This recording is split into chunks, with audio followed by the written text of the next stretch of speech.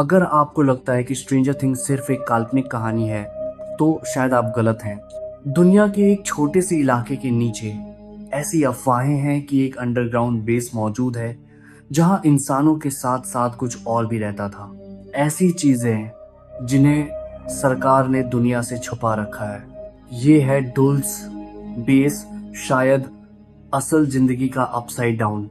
कहानी शुरू होती है 1970 के दशक में, जब वैज्ञानिक पॉल बेनविट्स को कुछ रेडियो सिग्नल मिलते हैं। लेकिन ये सिग्नल आसमान से नहीं, धरती के नीचे से आ रहे थे।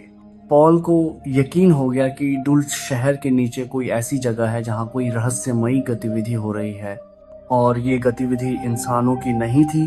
अफवाहें कहती हैं कि डुल्से बेस में कुल 7 लेवल हैं।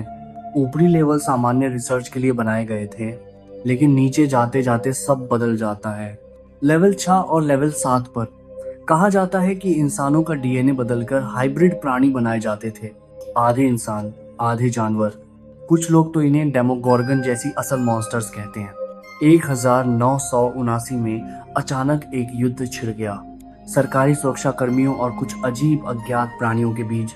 इस युद्ध में दर्जनों लोग मारे जाने की बात कही जाती है, ना किसी जंगल में, ना किसी युद्ध भूमि में, बल्कि धरती के गहरे अंदर। सरकार ने इस घटना को हमेशा के लिए दफना दिया। लेकिन सवाल ये है, अगर ये सब झूठ है तो गवाहों को चुप क्यों कराया गया?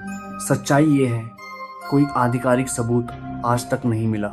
लेकिन यह भी सच है कि कई पूर्व सैनिकों और स्थानीय लोगों ने अजीब आवाजें, रोशनियां और जमीन के नीचे चलती मशीनों की आवाजें सुनी हैं। कुछ विशेषज्ञ तो दावा करते हैं कि ये सिर्फ एक बेस नहीं, बल्कि अंडरग्राउंड टनल्स का एक वैश्विक नेटवर्क है। हाल ही में डुल्चे क्षेत्र में फिर से अजीब सिग्नल मिलने लगे।